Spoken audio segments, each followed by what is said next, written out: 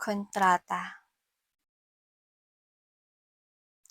Kung ano man 'tong kontrata nito, bakit parang feeling ko complicated ito? It might be a marriage contract here, but for some reason, I'm sensing outside energies. Let's keep moving 'no, para makakuha ko rito ng excuse me, my throat begins to ano. So, I think there's someone here trying to be quiet kahit meron naman siya ritong gustong sabihin sa'yo or marami siya ritong gustong sabihin sa'yo. 'Yan.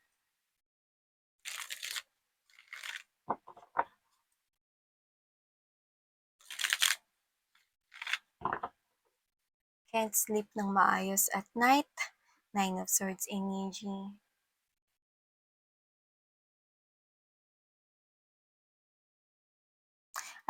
I think this person here, wala siyang ibang napagsasabihan ng kanya ritong nararamdaman.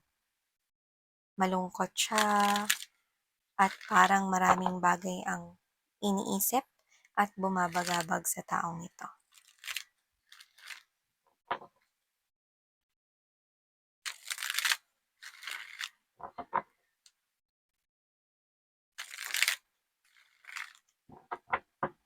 Okay, so let's go ahead and check out other informations.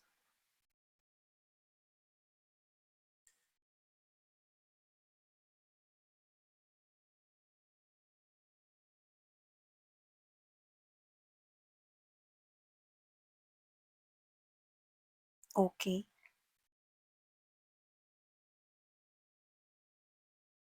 Oh, you've got the Nine of Wands to the Ten of Wands in reverse position. Right at the heart of this reading. Something here fell apart. Yeah. I think this is the energy here of someone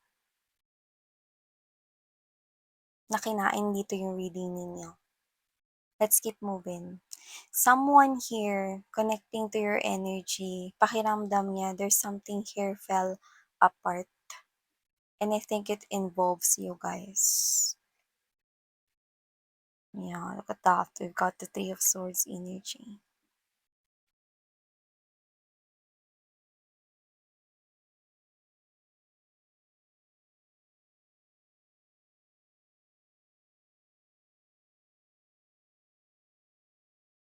Okay.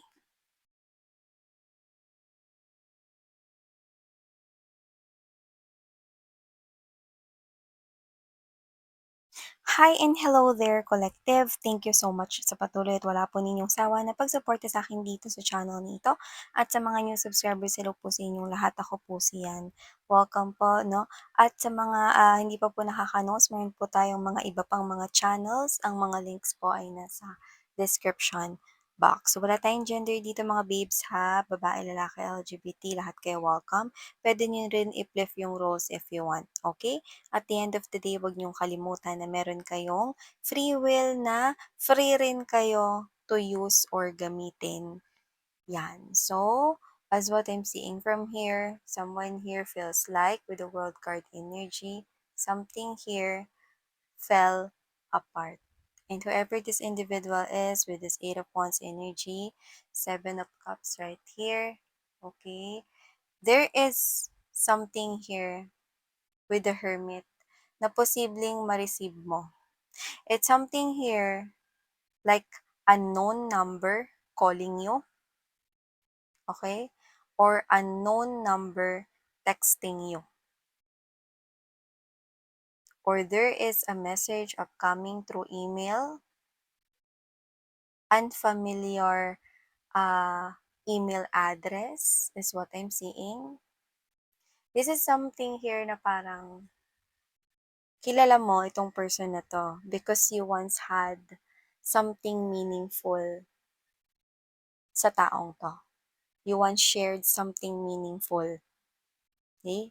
Pero we did said something meaningful, no? Had. Ibig sabihin tapos na. So whatever the case may be, nakita ko rito that this person here will be sending you a message, pero hindi yun nakalagay yung pangalan niya, or this person here will call you using an unknown number, like hindi yan nakasave sa phone call mo.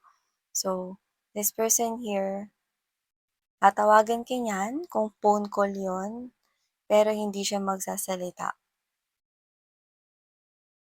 It's like when you pick up the phone and then you say, hello?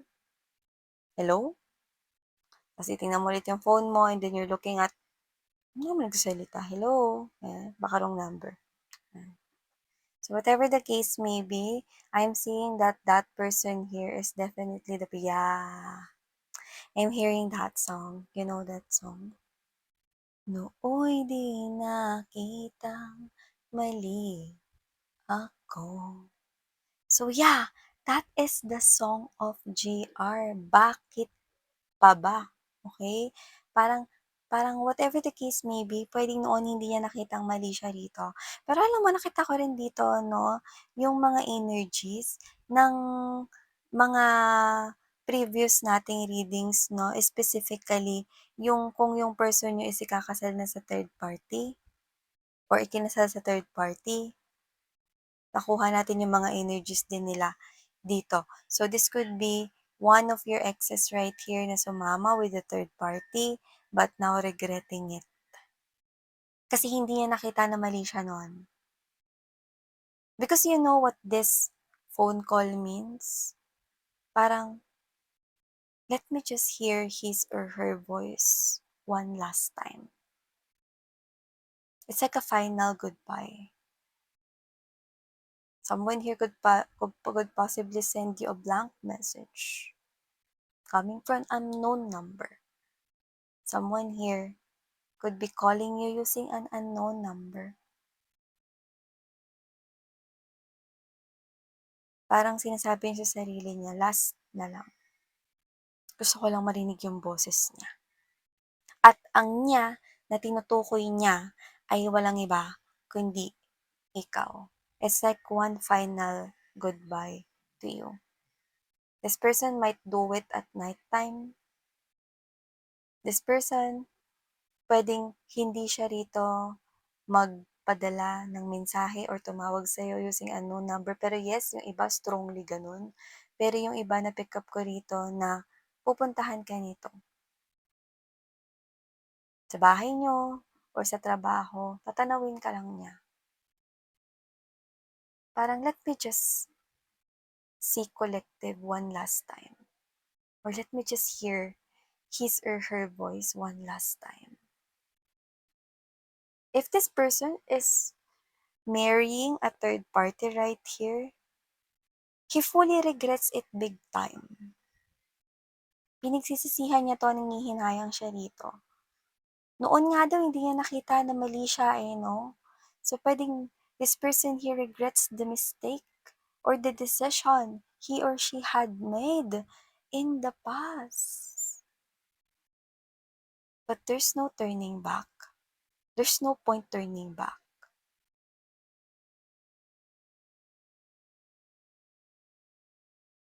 So yun na lang yung gusto niya. Marinig yung boses mo bago niyo tuluyan na isara ang koneksyon ninyo ng tuluyan.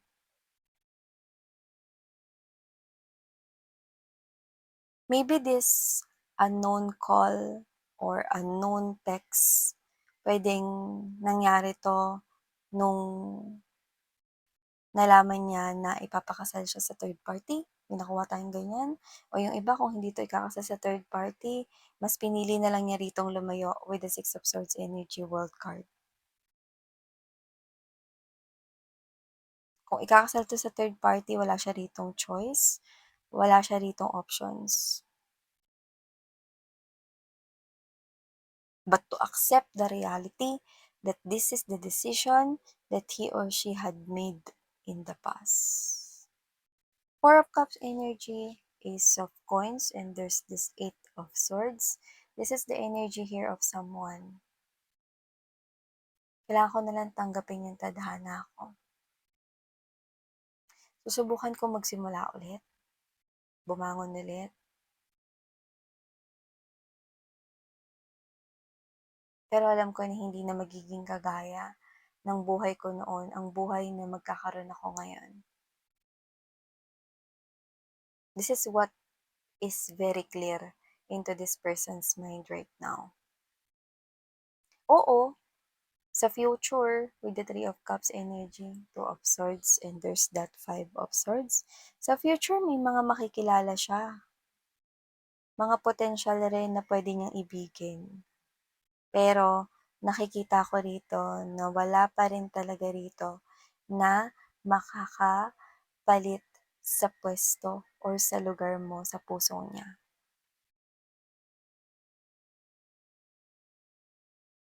Kung siya man ay matatali sa third party ng panghabang buhay, walang kahit na sino na makakapalit sa puso mo, sa puso niya, sa'yo. So kung sino man 'tong energy na 'to, ngayon pa lang pakiramdam niya natalo na siya 'no, dahil sa ginawa niya ritong desisyon noon.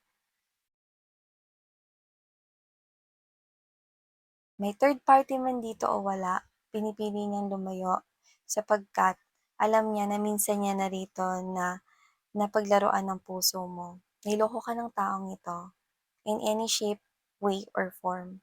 So kung sino man siya,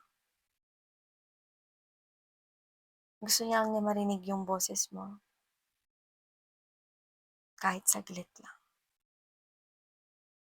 Kasi kung alam niya na gagamitin niya yung number niya dito at magsasalita siya, maaaring ibaba mo yung telepono kahit hindi ka pa nakakapagsalita ng hello.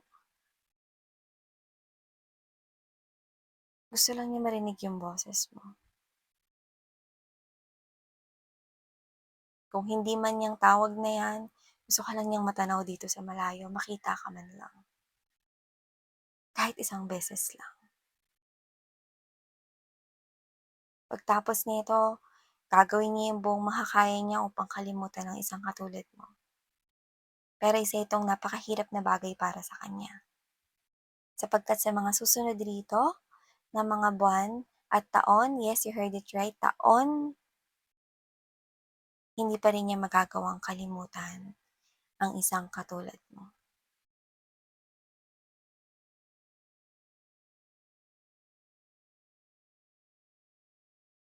Oo, nakikita ko rito na maaring sa mga susunod na buwan may isip niya, sana pala hindi ko na lang tinawagan si Collective at narinig yung boses niya.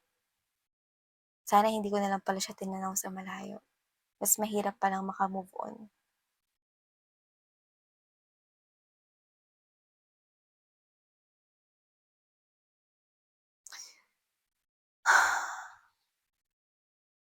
So kung sino man 'tong energy na 'to, nakikita ko rito na sa ngayon ito yung gusto niya. Ang makita ka ng hindi mo nalalaman at nang marinig ang boses mo, nang hindi mo natutuklasang siya yun. Kahit yun man lang. Ay go, this is really true, no? People really regrets everything that he or she had done, no? Kapag ka nandoon na sa punto na ayan na, nare-realize mo na yung mga bagay talaga na gusto mo pala talaga, yung mga bagay na mahal mo pala talaga, and then boom!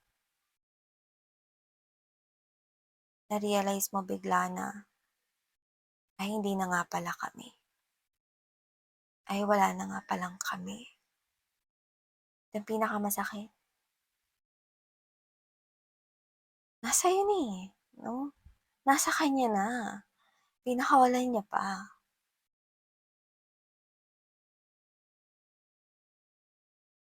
How pathetic is someone here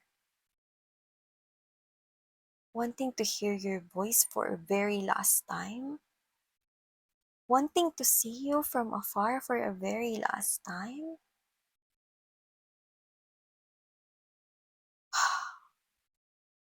Siya mismo yung naglagay sa sarili niya sa ganitong klase ng piitan.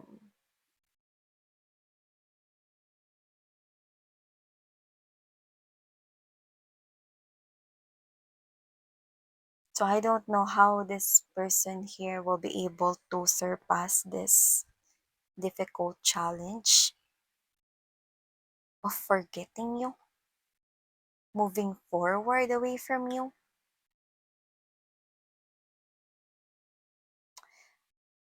I don't know, but I do see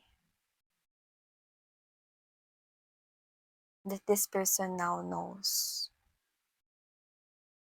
na kasalanan niya kung bakit ganito yung nagiging sitwasyon ng buhay niya ngayon. He feels defeated, but all he or she can do is to stay quiet.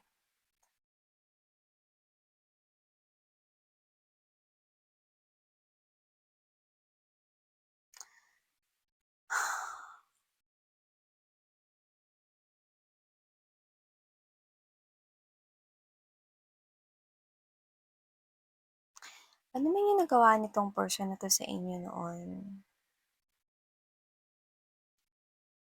Hindi lang ito basta bunga ng dahil baka bata pa siya nun, baka kasi immature pa siya nun or whatever 'no. Pero I think if I will look at this reading, this is not your person.